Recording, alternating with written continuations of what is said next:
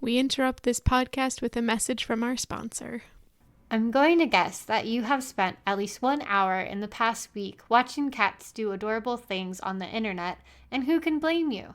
Cats are darn cute. Here at Le Chat Club, or the Cat Club, as our American patrons like to say, we are obsessed with cats. Everything in our store is covered in cats. Need a hat? How about a cat hat with cute little ears? Need a bathroom rug? How about one shaped like a cat that purrs when you step on it? Need pot holders? How about cat pot holders? They even meow, which will be sure to get your live cats all in a tizzy. Anything you can dream of, we have it. With cats. This week and this week only, Le Chat Club has a special offer for Talking Fast listeners. Bring in a picture of your own wee gremlin, and we will put it on whatever piece of merchandise you choose for 50% off. That means you can have little Fluffy Boop staring at you from the face of a clock, or a pillow with McPooper's face right on it. You can even bring in a picture of your black cat to be put onto a toilet seat cover. When you stare into the void and the void stares back, you know you've got a cat. Don't miss this once-in-a-lifetime opportunity to show your appreciation for your favorite feline friend. Welcome to another episode of Talking Fast, a Gilmore Girls podcast. I'm Suzanne. And I'm Alexis. And we're two longtime fans of the show, and we're excited to rewatch and recap it along the way. Hello, everyone. We are here to discuss all of Season 1. And as a bit of housekeeping before we get started, after Season 1, we'll be taking off a few weeks to work on some new things that we'll be excited to bring to you for our Season 2. And our episode where we begin to cover Season 2 will air on April 19th. So mark your calendars. Yeah, I'm so excited for Season 2. In the meantime, feel free to keep reaching out to us over email. We're at talkingfastpodcast@gmail.com or on Instagram at talkingfastpodcast. In the in-between time before Season 2, we might just have some fun things coming on Instagram if we can get our act together.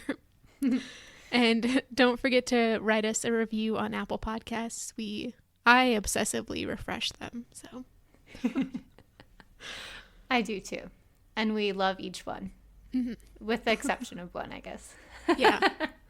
Anywho. Everybody's got that one. Oh, yeah. Yeah. Okay, so last time we were recording, we were gushing over the Season 1 finale and Season 1 in general. So I'm looking forward to unpacking a bit of our final thoughts and memories as we kind of close the chapter on this first season. And we're going to go through some listener gazebo moments as well. We received plenty, and we're going to do our best to fit in as many as possible throughout our episode. I'm so excited. I still can't believe that A, we actually completed the first full season, and B, there are also so many things that I just forgot or don't notice in my annual rewatch. Mostly because I'm just binging it and also scrolling Instagram at the same time. So I'm excited to look back at things. Yeah. As we were recapping Season 1, about halfway through, we both started to say we couldn't remember what was coming up at all. And I was shocked to find that I found the second half to be a really solid season of writing, really strong episodes, so many through lines we were able to track, and I was just really admiring. As far as Season 1s go, I think we'll agree that we're looking forward to 2 and 3 and whatnot, but this is still such a really solid Season 1 of a show. So much of the tone, that the mission statement, I don't know, it was also there and ready to be improved upon in the upcoming seasons, Yeah, I've noticed that with a lot of shows that I really like I was just thinking of Parks and Recreation, which is another show that I have rewatched many times. The first season is good, but especially at the very beginning, the characters aren't quite what they become. Yeah. and things really start to solidify. Like by season 3, I think that's usually the best season of many shows. So we're getting there. And I think that was really true. We noted it a few times at the beginning of the season that some characteristics just didn't seem to like jive with how we remembered the characters and how they interacted. And then by the end of the season, I really felt like we were getting what we were used to. So yeah, like the character of Kirk is like the key example of that, where he literally had a different name at first. Mick, will never forget you. And a different kind of personality and a different role even. And toward the end, we started to get that kind of like odd job, oddball kind of Kirk that we know and love. Some of us know and love, some know and hate or be annoyed. Do any people really hate Kirk? I don't know. That seems I like have a red seen flag to me. people who have been annoyed. They're kind of like over his whole thing. And I don't agree, but I vehemently disagree. I love Kirk. He's like, we need, if you had this whole show without some of those characters like Kirk and Miss Patty and like Taylor, Suki and Jackson even, and Taylor, the show would be so serious, even with the humor that the Gilmore girls themselves bring. This show would just be so serious and it would lose so much of its charm. Yeah, seriously. I was just watching Brigadoon. Did you ever watch that show? I've never seen that. It's about a couple that like gets lost in a musical in a town and they have to like discover true love before they're allowed to leave again. But anyways, it's like a town full of different like classic musical characters or like archetypes. And it had me thinking about Stars Hollow because we've discussed a bit recently how Stars Hollow feels like a musical, or that it would exist within the same world of musicals. And there's that like, it's a really interesting line between the what feels real, like real people, and what feels slightly not real, a little more magical in a way.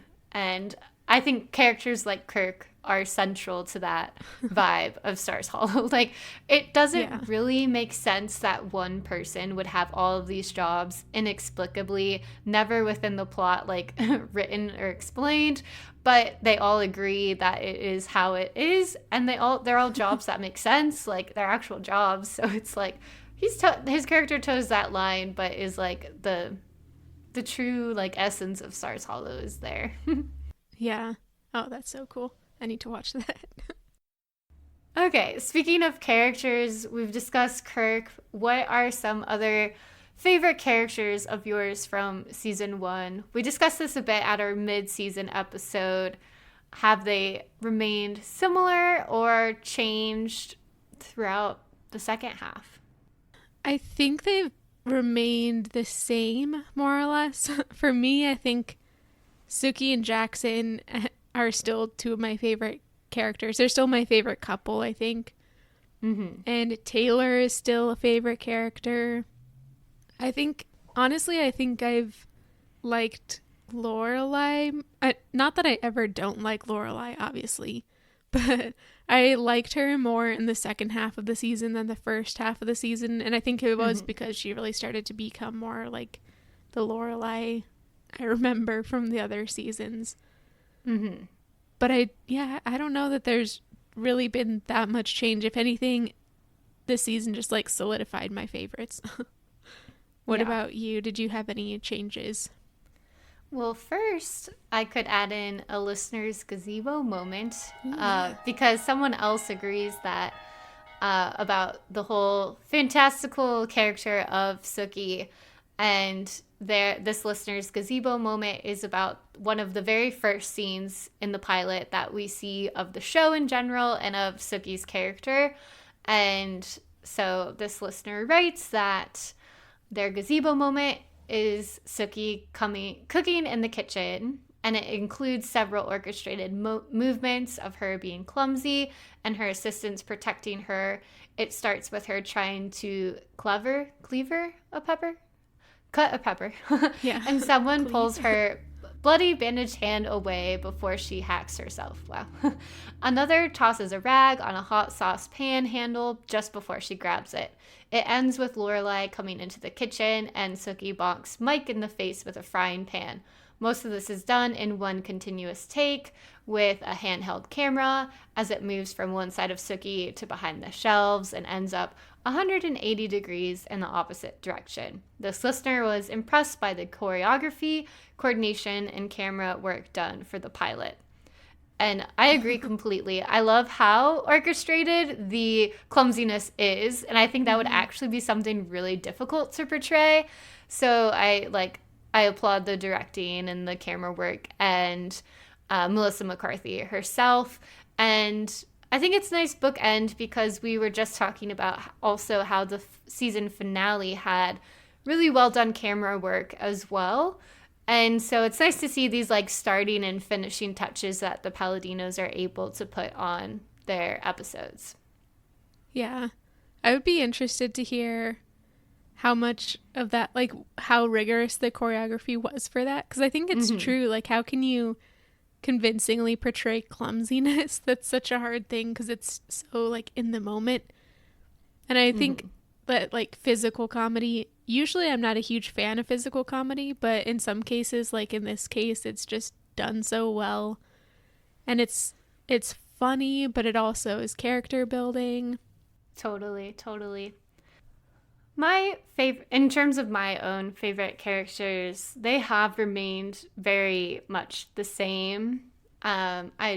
Emily is such a rich character to me. I mean, in terms of money, literally, as well as her personality. I really like Kelly Bishop as an actor. I just love how straight-faced she can be with the sarcasm and the wit coming through, like the cutting it, like she could just cut someone down.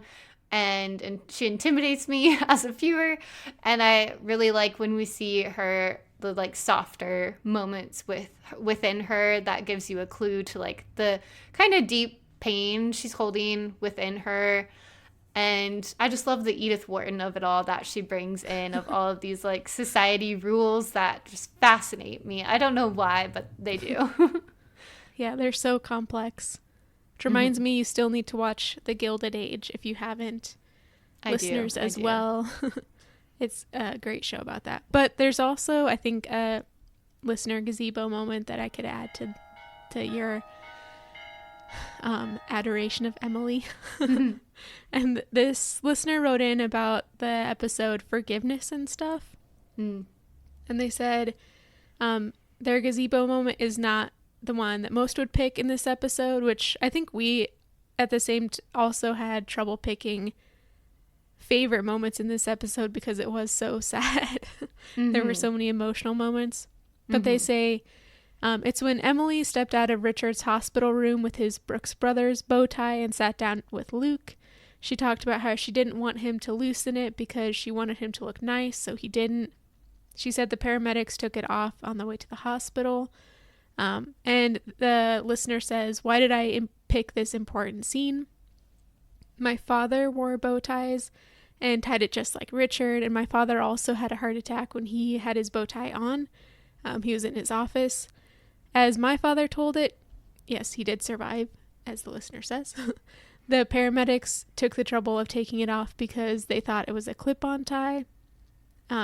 So this scene reminds... They had trouble taking it off. Oh, they had trouble, yeah. Sorry. And so this scene reminds the listener of their father, who they lost 30 years ago. And I think that this was a great gazebo moment to hear from a listener, just because it reminds us that like this show and the events might often seem kind of unrealistic, kind of out there, and, you know, Stars Hollow-y in a different kind of universe type of way. But there are so many similarities and so many like real life events that happen in it, and the poignancy of how they're portrayed in the show still really carry over really well to people's own experiences of similar things. So I liked hearing this really personal take on a scene, which I think might have been a scene that you had picked as either a gazebo moment or just noted it, especially when we talked about this. Yeah, I distinctly recall this scene, and thank you, listener, for sharing this personal reflection. And I think I agree with what you're saying, Suzanne. It's like the juxtaposition of like that lofty, magical Stars Hollow with the really grounded, realistic, interpersonal, like family, friend, romantic drama.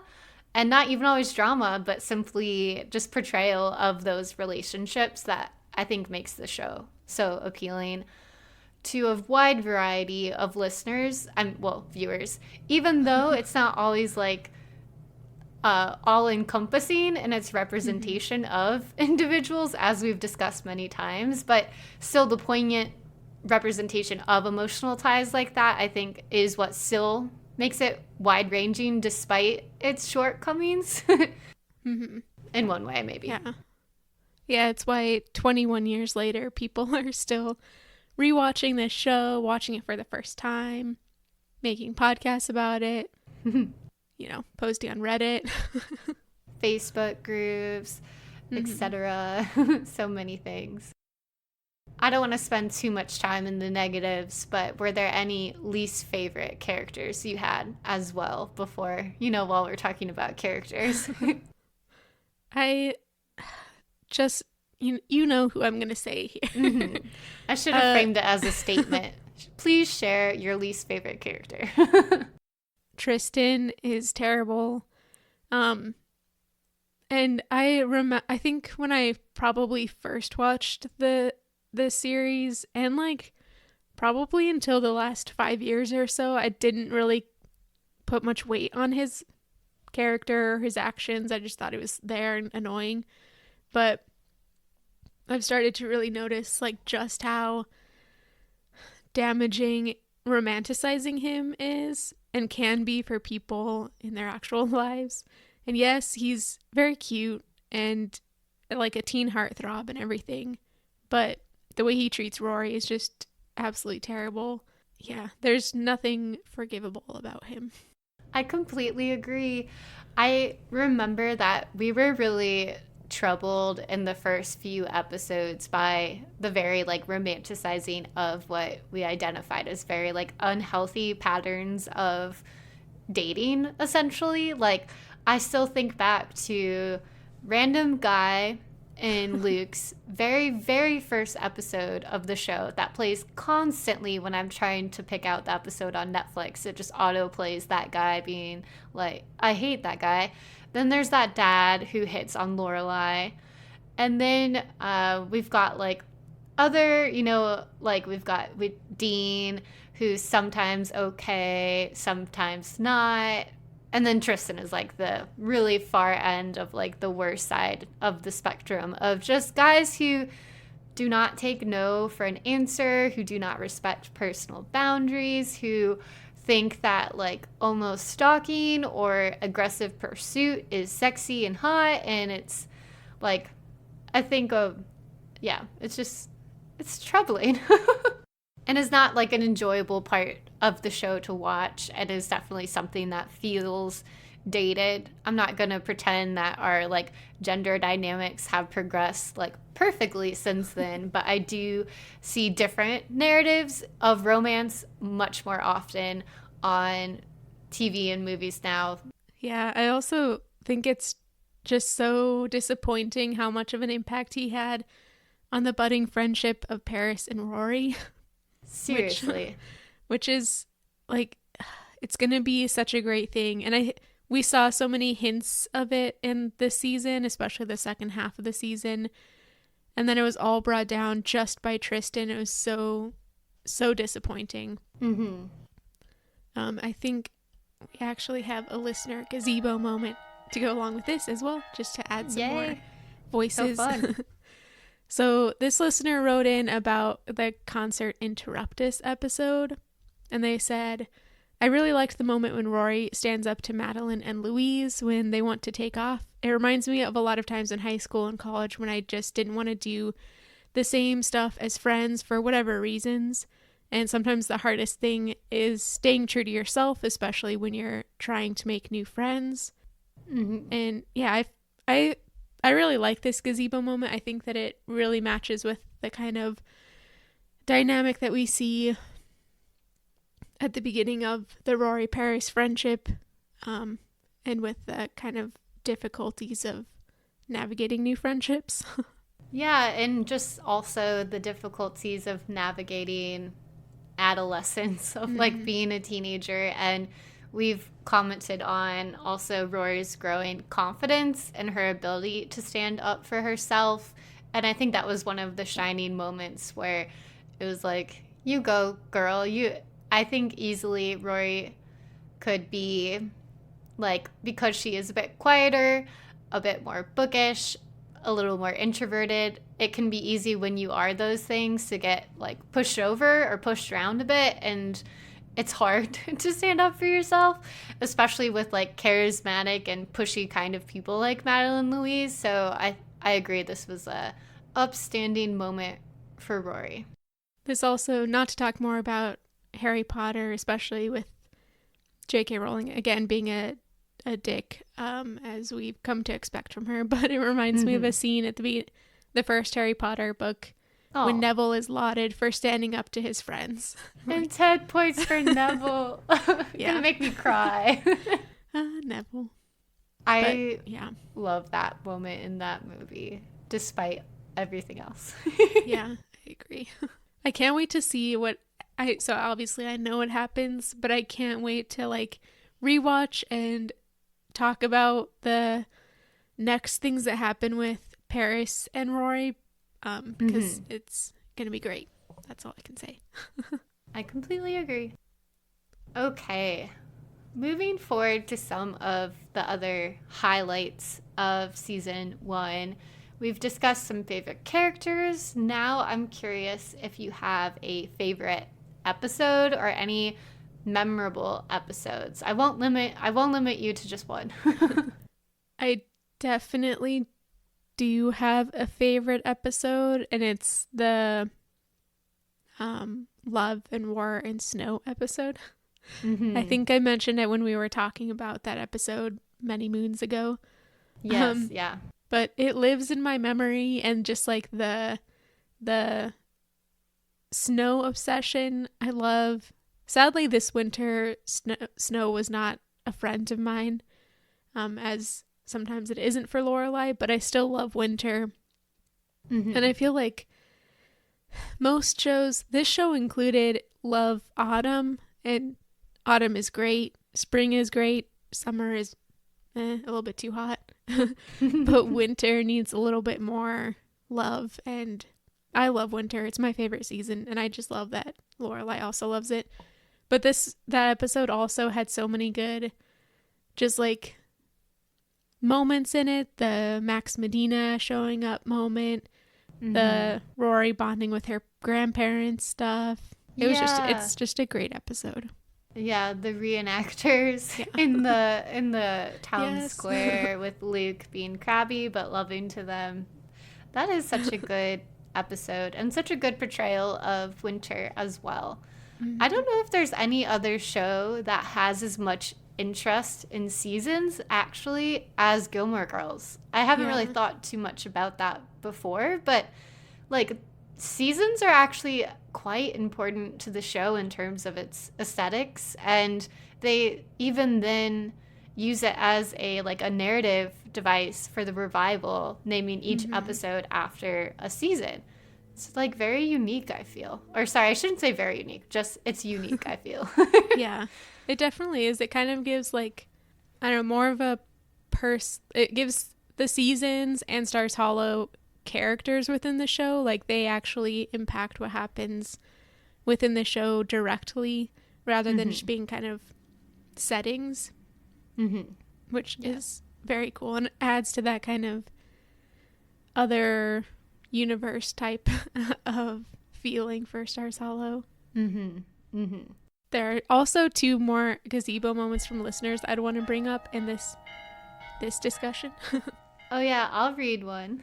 Another listener also commented on the Love and War and Snow episode, which I think testifies to its like iconic presence within the canon of Gilmore Girl episodes. And this listener shared that they like in that episode when Lorelai opens all the windows in the morning and it smells like snow, and she listens to the message from Max over and over under the blanket. And as I read that gazebo moment, I can just picture that Yeah. in my mind. It's just such a sweet moment. Yeah. You can even feel like the cold air coming through the window. Mm-hmm. Which I normally don't like because Well. I then need blankets upon blankets in my house. And my gas bill is really high right now. Oh, yeah, but when I turn on this episode, I forget all about that for like about 40 to 50 minutes. Mm-hmm. Yeah, I love that Lorelai romanticizes snow, and she gets the opportunity to actually have a romantic date in the snow. Mm-hmm. It's very nice. Very lucky for her. Very good for her. Yeah. There was another gazebo moment that I think kind of has to do with our talk about the importance of the seasons. Mm-hmm. And so this listener sent in a general gazebo moment. They said, I really like all the festivals. I don't know if this is too broad, but there was one that was the Firelight Festival. Everyone is cozy and having a good time. And it's a nice small town vibe. And this one, I think, was a spring festival, but we also had a festival in the fall, the autumn festival, which in this season was tied with Thanksgiving. But in future seasons, I don't think it is, but we still get a whole bunch of autumn vibes. And yeah, there is pretty much a festival for every single season. Yeah, it conveys an interesting like feeling of stasis of the town. Like everything remains the same. Reliably, there's always the same festivals. That almost feels a bit like the story Sleepy Hollow, you know, like a town that's kind of asleep in a way, and everything else in the world is like energetic and busy and modern and whatnot. But here in the small town is like kind of like under a magical spell almost in a way. That I think is an interesting connection potentially. But then the festivals in season also give a sense of time passing too, though. Like it's always moving forward, always another festival, another season. Their lives are progressing. I don't know if I'm too deeply analyzing seasons and festivals, but I think it contributes to the feeling we have when we watch the show, I think, of the coziness in a way. Yeah, I agree. We also, I've noticed this isn't something that we are the only people who feel, but that this is like kind of an autumn show, like a show that people start rewatching every fall or something. And I think that's really partly because of their emphasis on the seasons and the festivals and all that. Right. That's why like we even thought to start a podcast, because it is a shared cultural practice that so many people who watch TV at least like go for a yearly rewatch of Gilmore Girls at that time of year. And if it wasn't the case, we probably wouldn't have texted each other to be like, I'm about to start my rewatch, and then thought, well, why don't we just record our thoughts while we do it? Yeah, that's true. Okay. So we've talked a lot about the characters so far.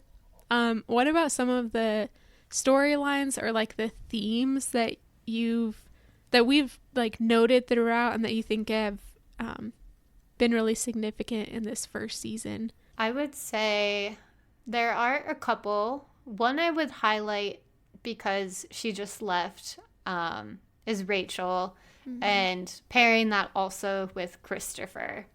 And this is thinking about especially the second half of the season, what was something momentous.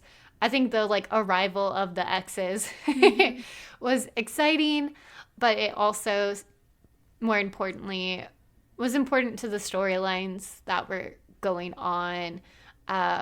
It helps for like the slow burn of Luke and Lorelai, because their whole thing was paused when Rachel arrived. Lorelai and Christopher, you see Rory, like all of that new family dynamic was really interesting to see. And we know we're going to see him more, and we know we need to get used to the whole unexpected arrival thing. So I think that was important that it established that pattern of Christopher's almost. Yeah, and that he arrives at the worst possible times. Yes. For specifically Luke and Lorelai to get together. Yeah, that's really true. I had forgotten a lot of Christopher's first showing on this season. I knew he came, I knew he messed things up, but I didn't remember so much of the Strobe and Francine debacle and like the hooking up on the terrace and everything, which was just reprised in the last episode when Lorelai told Max about it. I wonder if that'll come up again, but yeah, Christopher's just a train wreck for Lorelai and her love life. Seriously. I do have, not to interrupt our discussion more, but I have another gazebo moment that I noticed from a listener about Rachel specifically. And so this gazebo moment was from the episode P.S. I Love. They're so clever Yeah. with their titles. It makes it very hard. Like, yeah. I had fun when I said that one earlier. ... So the listener says that Lorelai is so excited dressing Luke up, and he is so reluctant. It's like she's dressing up a doll, and this is the first time she's gotten to ever dress up a man. She's again doing whatever she wants, and Luke submits to her, and in walks Rachel. She struggles to understand why Lorelai is dressing him, and likely why Luke would let her do that. She won't know how reluctant Luke was, but in any case, she knows that he let Lorelai do it. And it brings up painful memories of being caught doing something I shouldn't. And this was great. I don't think we'd mentioned this when we talked about this, but the look on Lorelai and Luke's face when Rachel comes in, they both look like they were just caught in the act of, I don't know, like shoplifting or like stealing something from their parents or doing something much more terrible than what they were doing.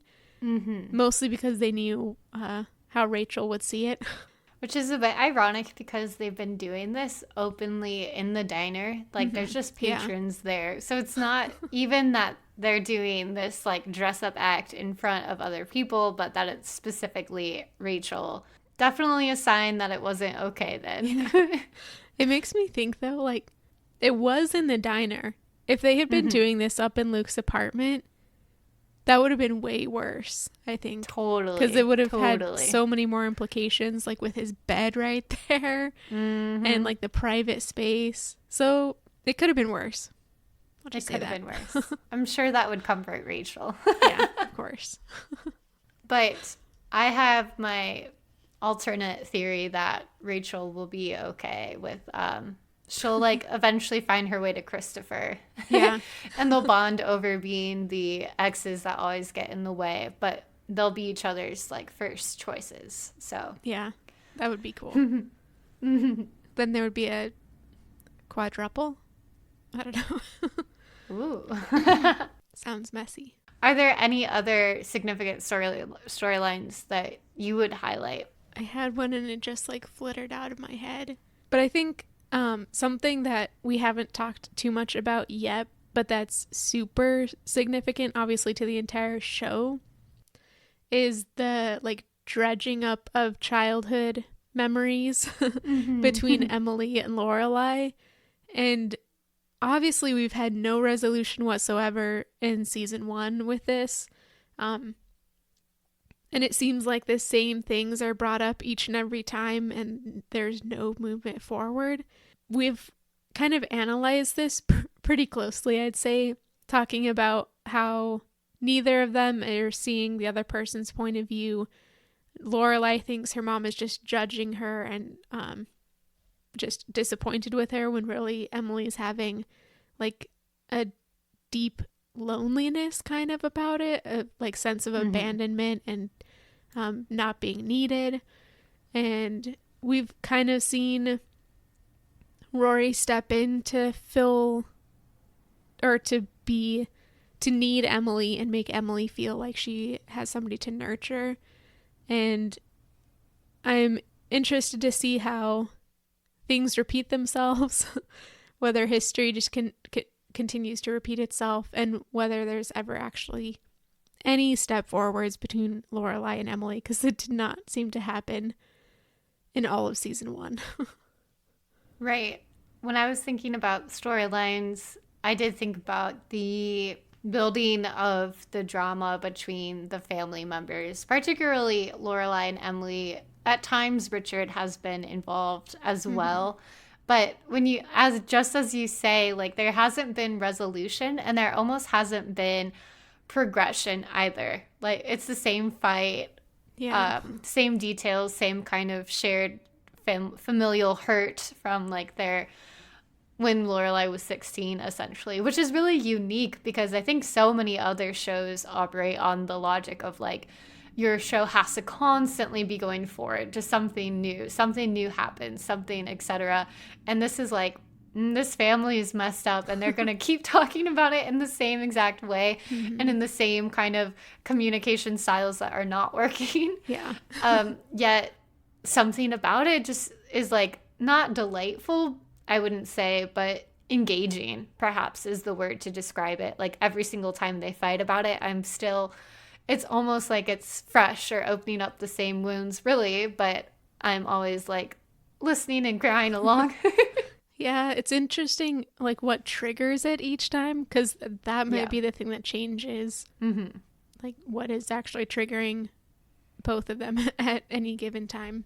Yeah. And I think it speaks also to the idea that already in season 1, they are having progress. Like they see each other so much more often. Like I remember being shocked in the earlier episodes when they described how they had never been to Lorelai's house, or like they only saw them for holidays. So this weekly dinner, like they are seeing each other and interacting so much more. But even as that like progress goes along, it's like any small thing can send them right back. Like, and it's hard to to pinpoint what will exactly happen there, but yeah, will they ever have peace? I just noticed that I talked about my favorite episode, but what was your favorite episode from the season?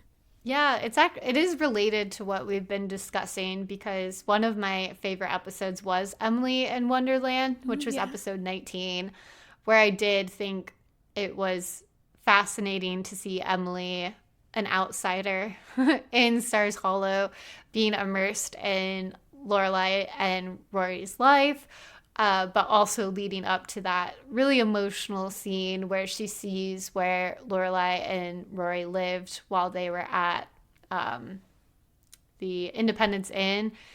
And I felt like it was just a clue as a way to understand Emily's character, of like that deep like sense of loneliness and loss that you mentioned, but also paired with the way that she not immediately, but the way she lashes out at Lorelai later on in the episode by throwing her material wealth at a room to say, well, I could provide for Rory better than you, and how could you ever have like betrayed or turned your back on the family to live somewhere else that's like beneath what she judges to be acceptable.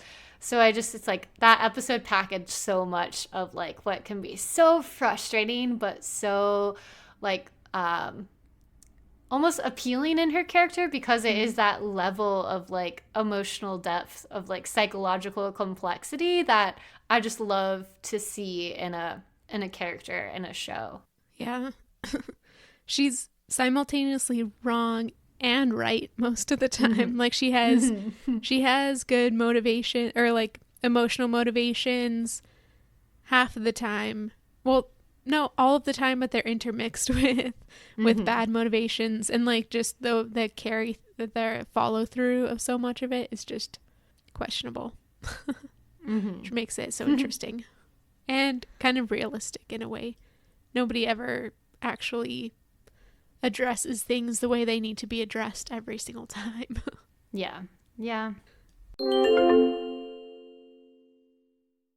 We interrupt this podcast with a message from our sponsor. Do you have an exciting occasion worth celebrating in an equally special location? Perhaps you have a long overdue date that, even though you're forcing your best friend to come to keep your date's cousin occupied, you'd still like to be romantic and intimate? Then come to Chez Fleur, the finest and only elegant French dining in Stars Hollow. At our restaurant, you'll be surrounded by elevated decor, including fireplaces, the finest linens, beautifully carved swans made out of butter, and copious arrangements of flowers corresponding to our name, of course. To maintain a luxurious and upscale atmosphere, we've recently instituted a rule that patrons will not be allowed to behead the swans while dining in the restaurant. Beyond the unparalleled dining environment, we also offer the finest French cuisine. Despite the rumors spread by some jaded customers on Yelp by patrons who, we might add, only ordered one martini and didn't even eat a meal, our mussels are in fact the freshest around, and our carrots are selected from the very best grocers in the area. For our listeners of Talking Fast, we have an offer as special as our wonderful establishment. Upon passing through coat check, tell the maitre d' the special password FLEUR, and you will receive one of the following with your meal: a complimentary martini, a flower arrangement, or to-go butter swan. Once again, tell the maitre d' the password FLEUR, and you'll receive a complimentary item of your choice. We interrupt this podcast with a message from our sponsor. These days, the world is very connected. Too connected. In fact, here at Kirk Industries, we believe the world needs to become less connected. And we have just the tool for that. Mix DSL will slow down your life, giving you more time to stare into space or at very pixelated images. Waiting has become underrated, but Mix DSL will give you back that feeling of anticipation and frustration that comes with being a step above dial-up. And Mix DSL now has a special low-demand price for you to get DSL set up in your house. For only $75 a month, you can get DSL installed by an expert in DSL installation, Mick himself. And today, with the code TALKINGFAST, you can get 50% off the added $150 installation fee. To take advantage of this offer, call directly to 1-800-DSL-MIC. That's 1-800-DSL-MICK, MIC, and mention Talking Fast to our customer service representative, Kirk. That's code Talking Fast for a 50% discount on the installation fee for Mix DSL. Okay, we've talked so far about kind of some of the more serious things of the show that we've enjoyed or, wanted to talk about.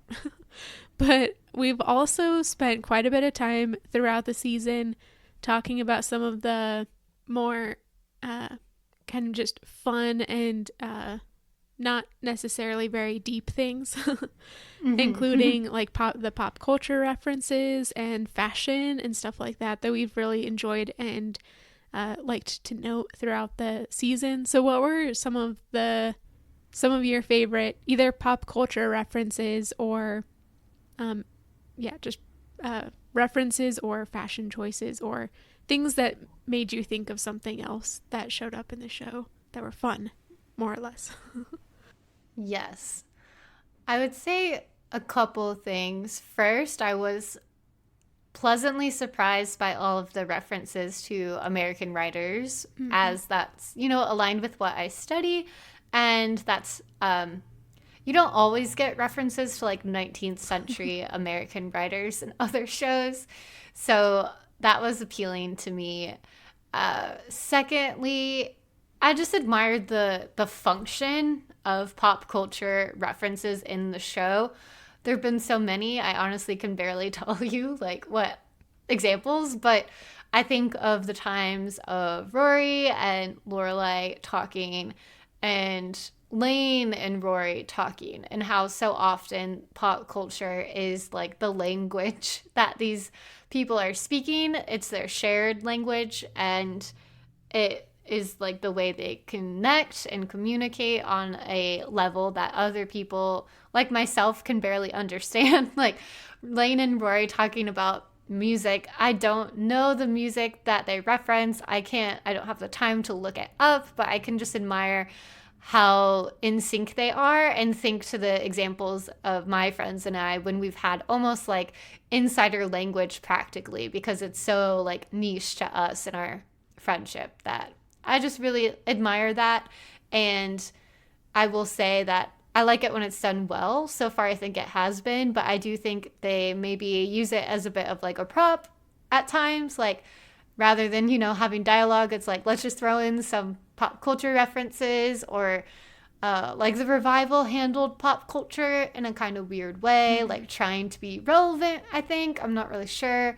But overall, I really like the use of it, and it is such a unique part of Gilmore Girls too. That's interesting that you mentioned that where the revival went wrong was in trying to be relevant. I think that's true. The original Gilmore Girls series, the pop culture references were not relevant most of the time. Yeah. Like when we get relevant for this time period musical references, it's Emily asking whether Rory wants NSYNC or Backstreet Boys, and it's laughed at.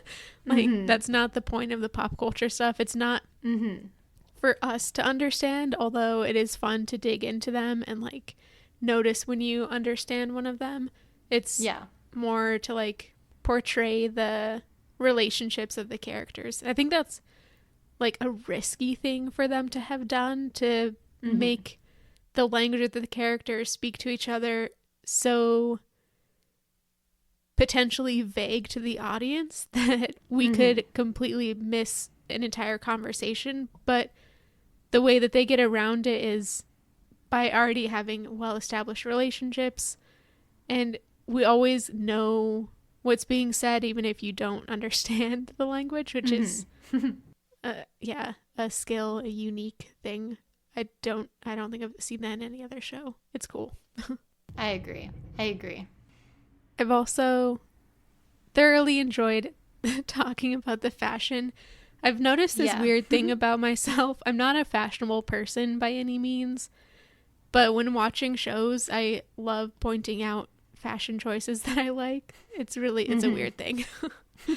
But I have really enjoyed that with this show, and how like important it is to character development with all the different fashion choices. I'm thinking specifically of Suki and all of her colors all the time, and also her like cook's outfits and stuff. It's been fun. Yeah, I don't consider myself much of a fashionable person either. And so it's been a challenge sometimes to look for fashion, but I do like to aspiring taste, right? Of like what I could wear if I gave more of a care. Yeah. And I have enjoyed Lorelai's fashion, and that might be stating, going for a bit of the obvious. But I really loved seeing her closet in that episode, and how near and dear all of her clothes are to her, how she could barely give any of them to the the rummage sale that she had organized. I really liked when we discussed the different sides of her style, when she is at the Independence Inn, when she's at Friday night dinners, when she is more casual. I think there is just such a concrete sense of how important clothes are to Lorelai as a tool of expression. And that's why it was all the more, I think, horrifying when one of the first scenes is how she wakes up late and is forced to put together such a wacky outfit to go drop off Rory at Chilton. And to that point, it brings in one of the through lines of a bit of the class analysis I think you can do with Gilmore pretty easily sometimes in terms of how her fashion in that moment also marked her as someone of supposedly, you know, a different class than the typical type of Chilton parent. And that was such an early on, I think, scene and a way for us to read Lorelai's character and some of the struggles that like Rory may or may not face, as Rory sort of being with one foot in both worlds of like identifying with her grandparents and the Chilton life, but then also identifying with her life in Stars Hollow and her mom and the other kind of like values that have been instilled in her. I don't know how I got from fashion to that, but I think I made it work. No, that's a great point. And that's something we've definitely talked a lot about is the impact of class and society on the arguments and everything especially between Emily and Lorelai. And the difference between Stars Hollow and Hartford and Chilton. I don't know if we want to talk more about that or if I also wanted to just talk about our love of Stars Hollow and things that we find quintessentially Stars Hollow, or favorite scenes, or people, or even full episodes that seem just Stars Hollow-y to us. We have our moment, our Stars Hollow moments, which is, I guess we could make an entire episode of just those. Yeah. Before we started recording, I told you about how I've been making like my first mood board for something completely unrelated to the podcast, but I think I was immediately thinking about how I want to make like a million mood boards related to Gilmore Girls now, so much related to the large aesthetic and the quintessential vibe of Stars Hollow. So let me think about any example. Feel free to jump in if you have any examples. A gazebo moment actually from one of our listeners that I think fits in nicely with this. Perfect. This is about the Donna Reed episode, and the listener says they like the way that Babette just pops over to see Rory, to see if Rory can cat sit for her, and it's such a rare neighborly dynamic that so few of us get to experience anymore.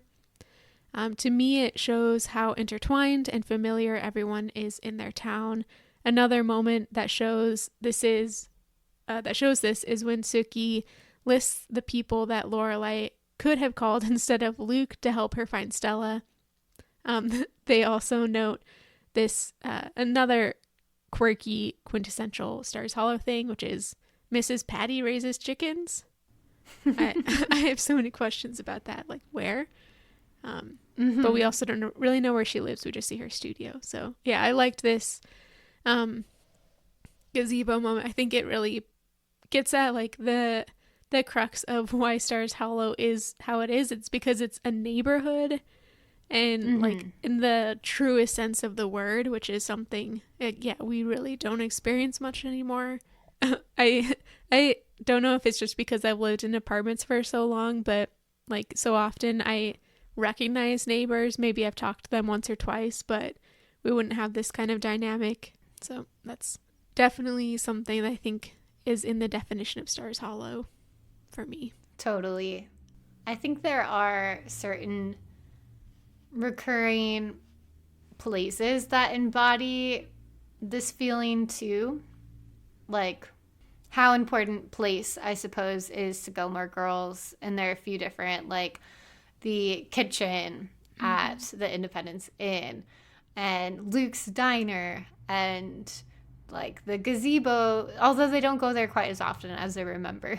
But like Mrs. Kim's, there's recurring sets that represent so much more than just the physical space, but the comfort that they bring to us watching, but also the space and comfort that they bring to the characters who inhabit them. And like so many just friendship talks between Sookie and Lorelai in the kitchen, and I suppose Lorelai and Rory's house is similar too, with like their living room and their bedroom. Like I think I would geek out so much if I could go visit those spaces, you know, those sets, like because so much of what we identify, I think, as the quintessential Stars Hollowness of the show is in those like different spaces. I agree. Plus the seasons, which we've already talked about. All those things combined. And the weird characters. All of it makes up a single place. Yeah. And I've also noticed how you notice. I'm worse at this. I like how you can pick up on like really small details, even objects, in a scene. And it's like you can boil it all down to a single little detail in the set, where it's like, now that is Stars Hollow. That is something that would be on this show. It fits in, it conveys what it needs to. And I just feel like the Palladinos, maybe Amy Sherman Palladino, probably more so than Daniel, like curates such a scene, a whole, like, it's like, this is what it is, and we can recognize it, we see it, and it's like, yeah. Yeah. That just made me think, I have been watching the Marvelous Mrs. Maisel show to keep up with you, and it reminds me of the Pyrex dishes in Midge's apartment. Yeah. Like those pink Pyrex dishes are so significant. Like the small details throughout all the shows. Yeah. Yeah, like totally her Pyrex dishes is such a good example of that. Just like Lorelai and Rory's Charlie's Angels plates. They mean something to them, I guess. Yes. Yeah. Did we want to talk about any of our like overarching critiques, or?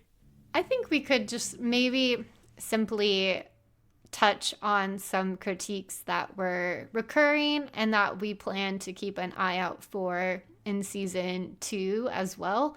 So I'm sure, season 2 will bring its own fresh horrors for us to critique. I think something we brought up already briefly was the whole whiteness of the show.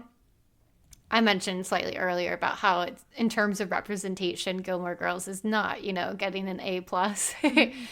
And also then the very kind of off-color jokes that we've begun to notice more in the second half of the season in particular.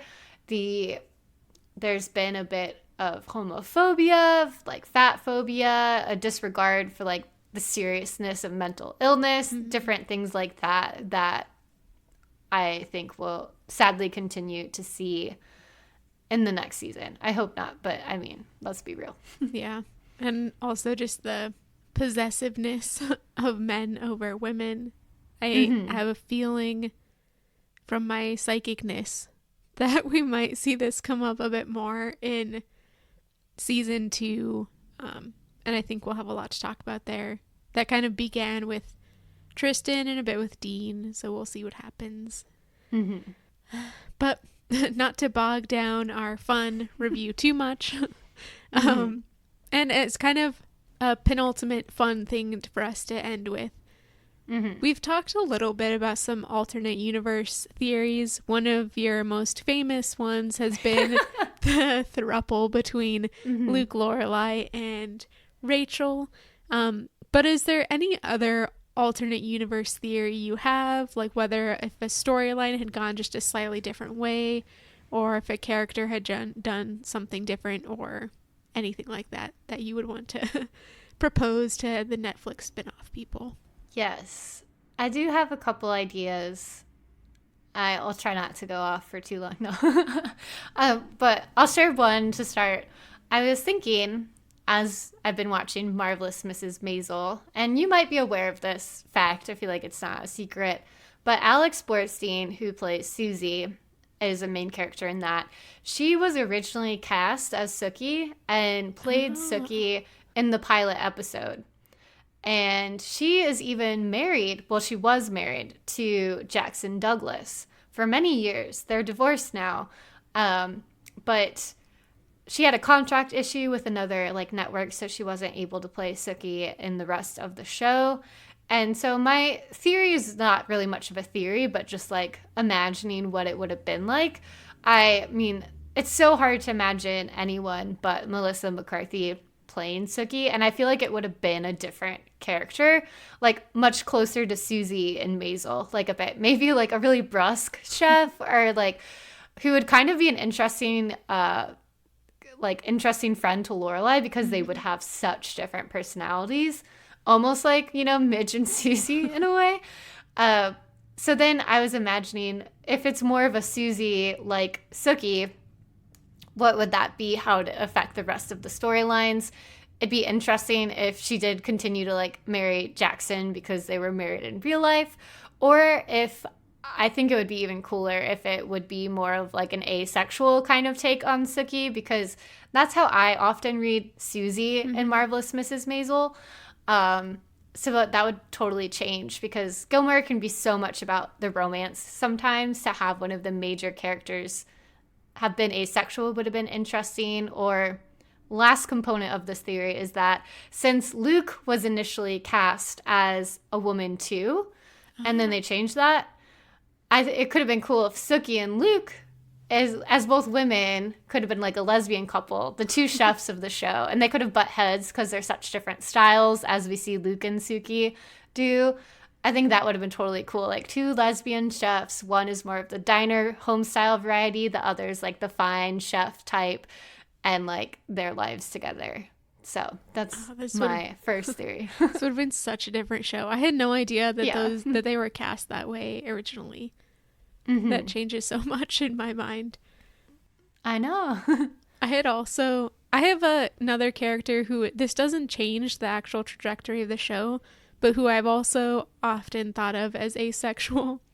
And this is probably just personal projection, but I think Taylor is an asexual character, and I think he could use a lot more exploration generally, because he's got a lot of weirdness to be I guess pulled out and looked at in more detail, just about his relationship to the town and everything. But I've often thought of him as like an asexual character. I just like that for him. He also never has any love interest or anything like that, so that just seems to fit. He's famously an uncle, as we find out in one episode. And so yeah, I think it can be a strength and both a weakness of Gilmore Girls.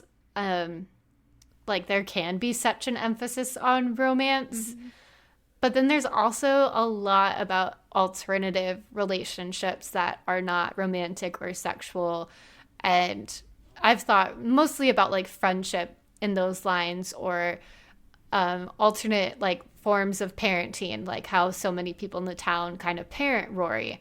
But to think of like Taylor, his main relationship being like the town itself, and that's why he can be so intense about it, I think is really interesting. Yeah, I can't think of any specific alternate universe theories. I definitely know that I've had them at some point, but they aren't coming to mind. So I'll keep them in mind for next time. I've got another one. Okay, shoot. I was feeling creative this afternoon. Okay, so in this alternate universe, it is Logan instead of Tristan that Rory meets at Chilton. So like the preppy, annoying love interest would be Logan, and I would think he'd be like even worse than he is when he's at Yale, because he'd be like a teen boy, right? So he'd basically be Tristan, but it's Logan. And then Logan's a year older than her or whatever, so he would graduate Chilton and leave like after season 1 or something, and then you see him again at Yale, and he would be like changed maybe, or maybe not that changed, but it would be like, oh, interesting that he returns much later on in the season. And I was thinking about that.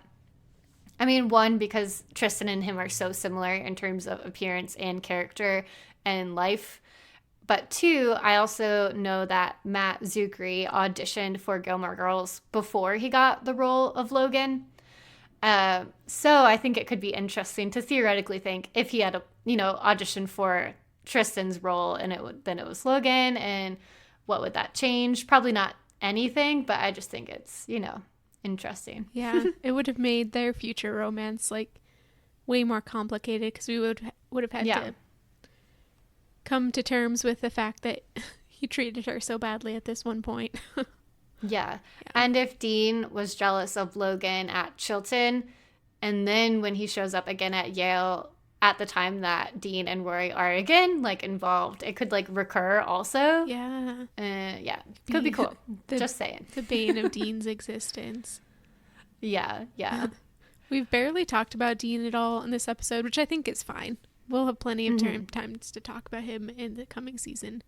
Any other alternate universe theories? My last one is just an observation about the growing... Okay, so to take it back a bit, I listened to a Glee podcast, and they have described Ryan Murphy and how Ryan Murphy casts a lot of the same actors over and over again, and they describe that as the Murphyverse, I think. I think that's what they call it, yeah. And this is Glee Wine, the podcast. So I'm thinking about, like, the Palladino verse. Like, they are just casting a lot of the same actors over and over again. We were just texting about this. Like, this season of Marvelous Mrs. Maisel has had so many, including Max Medina, which was, like, shocking to me. I haven't seen that guy in anything in forever. And I just think it really amuses me to think about the different characters traveling through the different shows. And, like, now Kelly Bishop has been in all three. She's been in Gilmore Girls, Bunheads, and Maisel at this point. And it's like, she's Emily Gilmore. She was kind of like a leader of a dance studio in Bunheads. And now she's like a matchmaker mafia kind of person. I don't know. And I just want to continue to think about the actors that they continue to cast. Why those people, and how, like, if there are traces of their different characters throughout the different shows, you know? Yeah. I think it's cool. I just like to see them again, you know? Yeah, it's always fun to be watching a show and be able to, like, point out, oh, I know that actor from this other show that I love. Mm-hmm. It kind of gives, continuity between the extreme amounts of TV that we watch. Seriously. Do you know that Jess is going to be in Maisel soon? Oh my gosh. So excited. I had no idea. That's so cool. Yeah, I can't imagine what kind of character he'll play. We'll see. Yeah. Someday when we make a Patreon, which, just a hint to our listeners, we might be making a Patreon soon.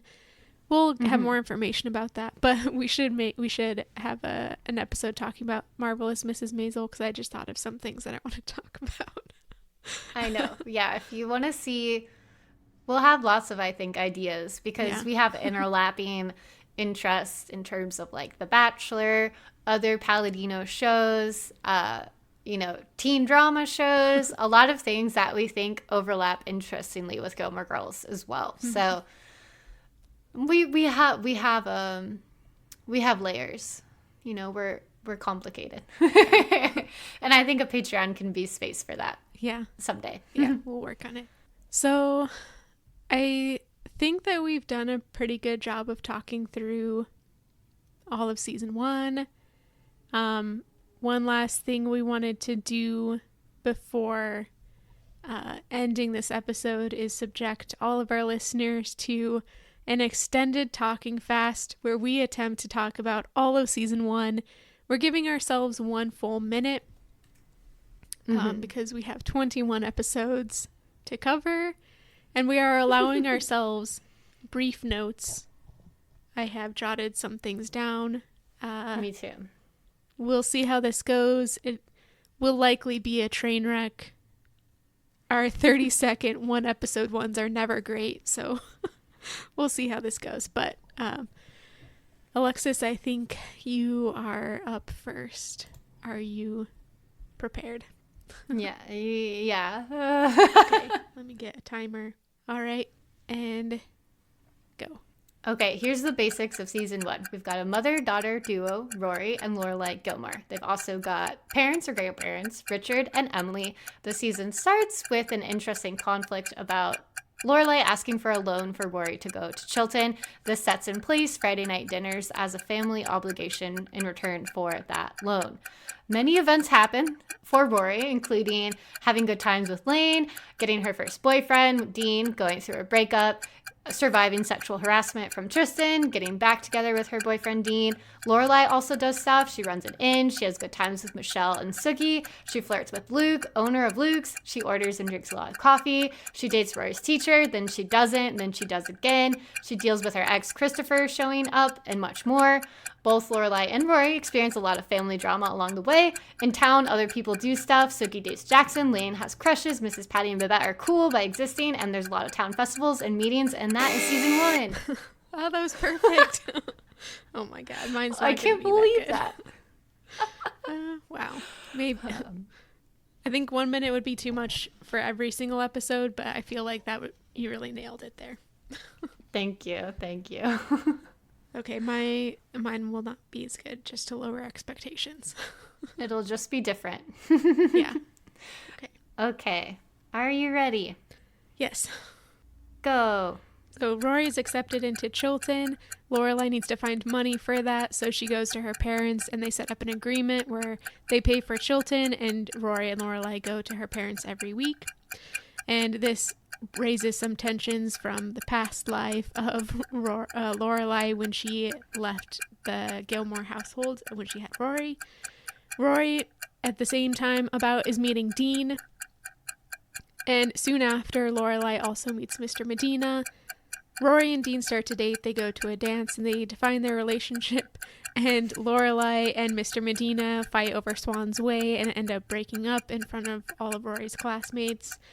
And then finally Dean loves Rory, but Rory does not love Dean. And Tristan harasses Rory constantly. And finally, Paris and Rory become rivals. And Mr. Medina and Lorelai get engaged. And finally, Rory and Dean get back together. And there's a lot that I left out. Oh, God. Okay. I tried to silently say, stop. No, that was good. I liked the more detailed approach, and I didn't even mention Paris, which is a damn shame. I forgot about Sookie and Jackson, who are my favorites. And Taylor, and Stars Hollow in general. Well, oh God. A minute is a short amount of time. That's true. Well, also to remind our listeners, every single episode we write an ad that is featured in that episode that is... for one of the businesses from the show's episode. So if you've been skipping our ads, you've been missing out on some pretty great comedy, if I do say so myself. Yeah, I might be applying to work on Saturday Night Live just based on my experience writing our ads. Yeah, 30-second ads. We can do it. We have a lot of fun writing them. I cut out the laughing, but it does happen. So yeah. Yeah, I've loved writing the ads this season together. Yeah, it's been the highlight. Well, one of the highlights. But we're gonna include our favorite ones in this episode throughout, so you'll have heard those. So don't skip the ads because all the time. We know you made it all the way here. Yeah. Okay, cool. I feel like we succeeded in reviewing all of season 1. I can't believe we've gotten to this point. I'm very proud of us. Thanks to all of our listeners. To those listeners who are just beginning to listen to us, feel free to skip our first 4 or 5 episodes. They were a little bit rough. We were assembling the plane as we were flying it, you know? But we've learned a lot. Yeah. And always feel free to talk to us about anything. Send us emails or talk to us on Instagram. Our email is talkingfastpodcast@gmail.com. Instagram, we're Talking Fast Podcast. And please send us or write reviews for us on Apple Podcasts. I think that's it. Well, where you lead, I will follow. We'll be back on April 19th. Talk to you then. Yeah, Season 2. Then.